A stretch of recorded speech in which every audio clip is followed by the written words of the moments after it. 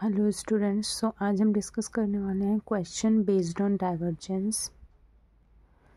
सो हम इस वीडियो में डाइवर्जेंस पे बेस्ड क्वेश्चन सॉल्व करेंगे तीनों ही कोऑर्डिनेट सिस्टम के लिए, कार्टेशियन, सिलेंड्रिकल एंड स्फेरिकल। सो ये हमारा फर्स्ट क्वेश्चन है जो कार्टेशियन कोऑर्डिनेट सिस्टम पे बेस्ड है। तो हमें क्या दिया हुआ है कि find the divergence of following vector field, और हमें ए वेक्टर दिया हुआ है जो कि क्या है, x square y z a x cap plus x z a z cap. Okay, और हमें निकालना डाइवर्जेंस किस पॉइंट पे, 1 1 1। इसका मतलब हमें ये एक्स वाई एंड जेड इसकी वैल्यू दी हुई है, तो हमें इस पॉइंट पे अपना डाइवर्जेंस फाइंड आउट करना है। सो फर्स्ट ऑफ ऑल हमें क्या करना है, हम यहाँ से सॉल्यूशन अपना स्टार्ट कर रहे हैं। फर्स्ट ऑफ ऑल हमें फॉर्मूला लिखना है। So del dot A which is equals to del A x upon del x plus del A y upon del y plus del A z upon del z. So यहाँ से हमें क्या दिख रहा है कि यहाँ पे कोई भी ए वाई नहीं है। सो ए वाई हमारा क्या हो गया, 0 हो गया।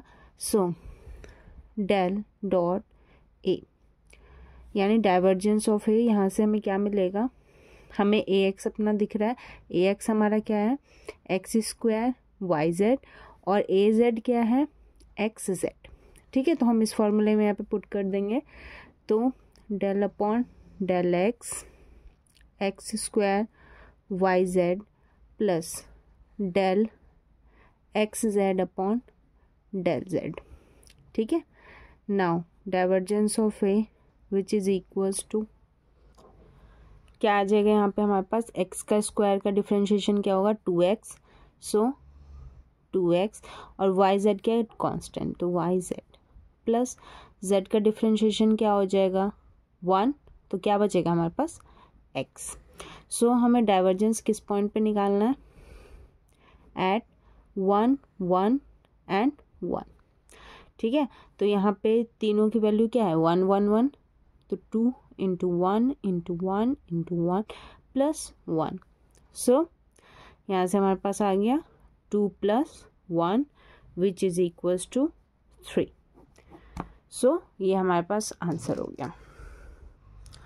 सो हमने डाइवर्जेंस फाइंड आउट कर लिया इस वेक्टर फील्ड के लिए एट 1 1 1। सो ये हमारे पास फर्स्ट क्वेश्चन है जो कि किस पे बेस्ड है, कार्टेशियन कोऑर्डिनेट सिस्टम के लिए। आपको कोई भी क्वेश्चन गिवन रहेगा तो आप उसको ऐसे ही सॉल्व कर लेंगे। ठीक है, नाउ ये हमारा सेकंड क्वेश्चन है जो कि सिलेंड्रिकल कोऑर्डिनेट सिस्टम पे बेस्ड है। सो क्या है ये, find the divergence of the following vector field. तो इसमें भी हमें इस वेक्टर फील्ड का डाइवर्जेंस कैलकुलेट करना है जो कि हमें किस कोऑर्डिनेट सिस्टम में गिवन है, सिलेंड्रिकल कोऑर्डिनेट सिस्टम। सो ये डाइवर्जेंस हमें किस पॉइंट पे फाइंड आउट करना है, 1 π/2 n1। इसका मतलब क्या है कि हमें रो 1 दिया हुआ है, 5 π/2 दिया हुआ है एंड जेड 1 दिया हुआ है। तो हमें इस पॉइंट पे डाइवर्जेंस कैलकुलेट करना है। आई होप आपको क्वेश्चन समझ में आ गया होगा। नाउ अब हम इसका सॉल्यूशन डिस्कस कर लेते हैं।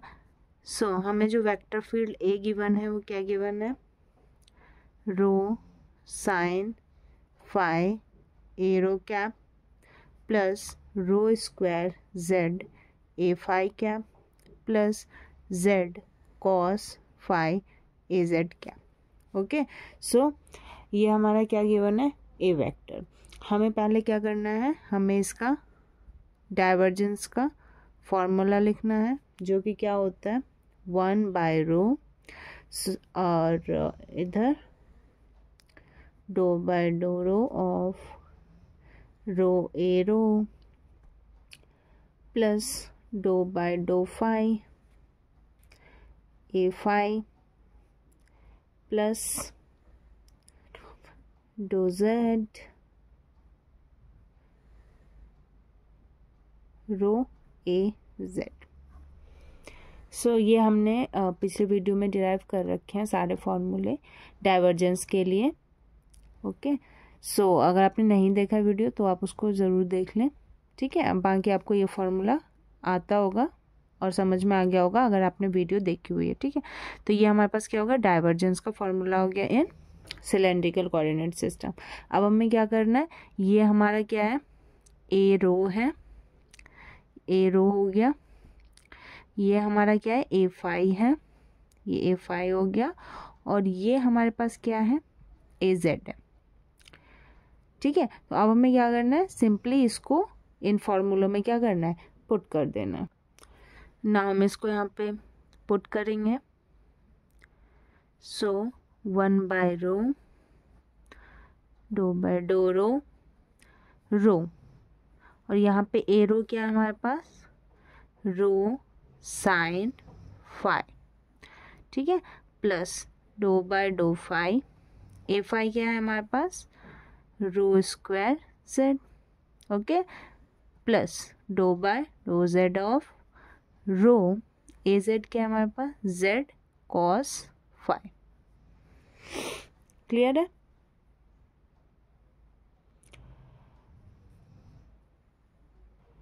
अब हम इसको फर्दर सॉल्व कर लेंगे। So divergence of a which is equals to 1 by rho, doh by doh rho, ठीक है, रो स्क्वायर साइन फाई हो जाएगा, okay, plus dough by dough phi, rho square z, plus dough by dough z, और ये rho z cos phi, okay. So यहाँ से हमें एक चीज़ क्या दिख रही है कि इसमें कोई भी फाई वेरिएबल नहीं है, और ये फाई, ये टर्म क्या हो जाएगा, ज़ीरो हो जाएगा। सो यहाँ से हमारे पास क्या आ जाएगा, 1 बाय रो, इसका डिफ्रेंशिएशन क्या आ जाएगा, साइन फाई हमारे पास कांस्टेंट है, और रो स्क्वायर का डिफ्रेंशिएशन 2 रो, ठीक है, तो 2 रो साइन फाई, ये तो ज़ीरो हो गया, प्लस ज़ीरो लिख दो, प्लस यहाँ से क्या आ जाएगा, जेड, जेड का डिफ्रेंशिएशन 1, और ये रो कॉस फाई, तो क्या आ जाएगा, रो कॉस फाई, ठीक है। आई होप आपको समझ में आ गया होगा हमने कैसे डिफ्रेंशिएट करा है इस इक्वेशन को, ठीक है। नाउ यहाँ से हमारे पास आ जाएगा 1 by rho, 2 rho sine phi, plus rho cos phi, ठीक है। सो ये रो से रो कैंसिल आउट हो जाएंगे, तो हमारे पास डाइवर्जेंस ऑफ ए किसके बराबर आ गया, 2 sine phi plus cos phi, ठीक है। अब हमें डाइवर्जेंस किस पॉइंट पे निकालना है,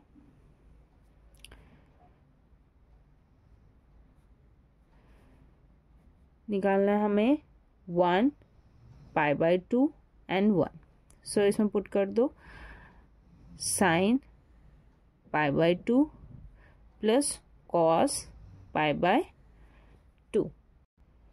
सो यहाँ से हमें क्या दिख रहा है कि ये तो ज़ीरो हो गया, और साइन 90 1 होता है, तो ये हमारे पास वैल्यू आ गई 2 into 1 which is equals to 2, ठीक है। तो ये हमारे पास आंसर आ चुका है हमारे सेकेंड क्वेश्चन का, ठीक है। सो आई होप आपको ये क्वेश्चन समझ में आ गया होगा।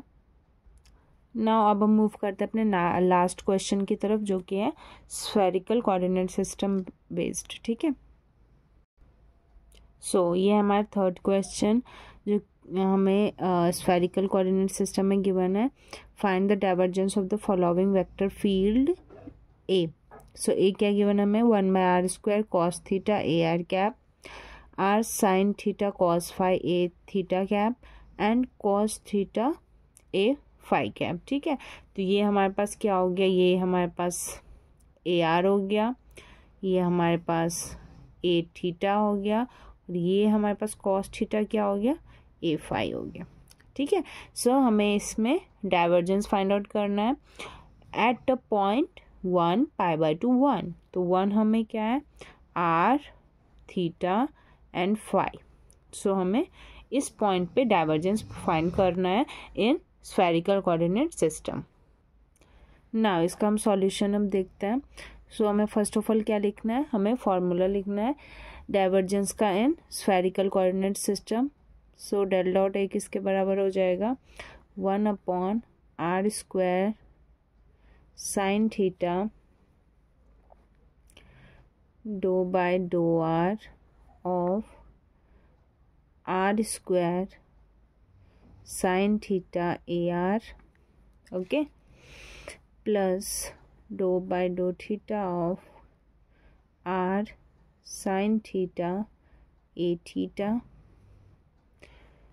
Plus dough by dough phi r a phi.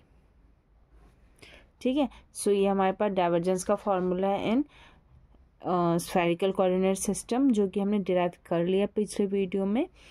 ठीक है, सो आप लोग इसको ज़रूर रिवाइज कर लें उस वीडियो को, ठीक है, उस लेक्चर को, जिससे आपको ये फॉर्मूले याद हो जाएं। ठीक है, नाउ ये हमारे पास क्या हो गया फॉर्मूला। अब हमें क्या करना है, a r a theta and a phi, इसकी वैल्यू ये जो हमें गिवन है ये यहाँ पे पुट करनी है। ठीक है, सो अब हम इसकी वैल्यूज़ को यहाँ पे पुट कर देंगे। तो divergence of a is equals to 1 by r square sine theta, ठीक है, डो बाय डो आर। ठीक है, यहाँ पे क्या है, आर स्क्वायर साइन थीटा, और ए आर की वैल्यू हमें क्या गिवन है, ये cos theta by r square. ठीक है, तो इसको हम क्या कर देंगे, cos theta by r square हमें दिख रहा है, ये दोनों कैंसिल आउट हो जाएंगे, आर स्क्वायर से आर स्क्वायर। ठीक है, plus dough by doe theta of r sine theta. ठीक है, और ए थीटा हमें क्या गिवन है, r sine theta cos phi, so r sine theta cos phi. ठीक है, ये हो गया हमारे पास। नाउ नेक्स्ट हमें क्या गिवन है, doe by dough phi r, और ए फाई हमें क्या गिवन है, कॉस थीटा। ठीक है, सो ये हमारे पास वैल्यूज पुट करने के बाद हमारे पास कुछ ऐसी इक्वेशन आ रही है। नाउ अब इसको फर्दर थोड़ा सा सॉल्व करेंगे। सो डाइवर्जेंस ऑफ ए किसके बराबर हो जाएगा, 1/r square sine theta doe by doe r sine theta cos theta.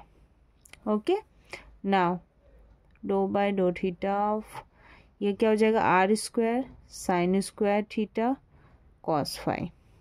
Okay, now plus dough by dough phi of r cos theta. ठीक है, अब इसमें हमें क्या देखने को मिल रहा है कि इसमें कोई भी आर टर्म नहीं है और इसमें कोई भी फाई टर्म नहीं है, तो ये दोनों ही टर्म हमारे पास क्या हो जाएंगे, ज़ीरो के बराबर हो जाएगा। So divergence of a which is equals to 1/r square sin theta dou by dou theta of r square sin square theta cos phi। ठीक है, अब यहाँ से आपको क्या दिख रहा है, यहाँ से हमें दिख रहा है कि ये 1/r स्क्वायर साइन थीटा हो जाएगा, और यहाँ से ये टर्म हमारे पास कांस्टेंट है, तो आर स्क्वायर कॉस फाई, और साइन 2 थीटा का डिफरेंशिएशन क्या होगा, 2 sine theta cos theta. Okay, सो